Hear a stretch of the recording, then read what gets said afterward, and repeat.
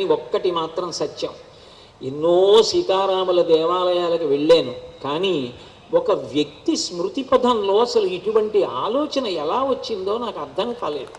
మహానుభావుడు ఆ నారాయణం, ఆ ధర్మ చలమాజీ గారు కానీ, లేకపోతే నారాయణం నరసింహమూర్తి గారు కానీ, రామచంద్రమూర్తి యొక్క ధనస్సు లోక రక్షణకి ప్రతీక. అందుకే త్యాగరాజస్వామి అంటారు, ఏమిటి అసలు ఆ ధనస్సు ఎప్పుడూ పక్కన పెట్టావు, ధనస్సుతో కలిసి పుట్టావా నువ్వు అంటారు.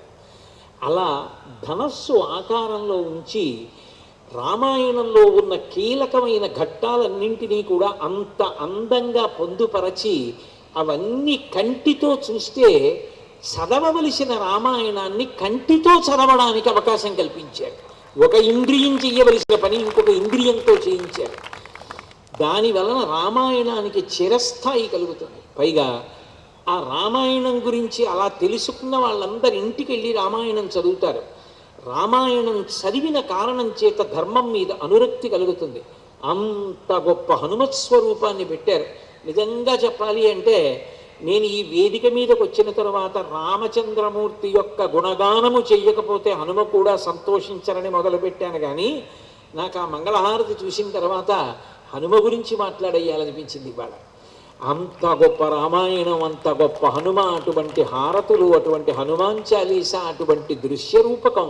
నిజంగా ఒక వ్యక్తి వైకుంఠధామాన్ని చేరుకుంటాడు అనడానికి ఇంకా ఇంతకన్నా ప్రబలమైన సాక్ష్యం ఉండదు. ఆయన శాశ్వతుడయ్యాడు.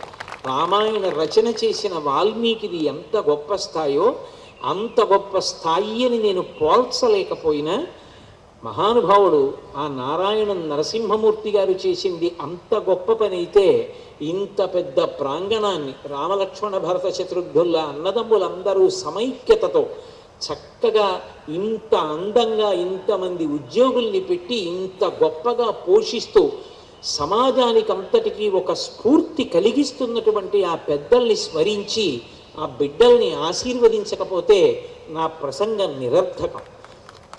రామాయణం మీద మాట్లాడడానికి అర్హత లేనివాడని అవుతాను. అందుకని ఈ విషయాన్ని స్పృశించడం జరిగింది.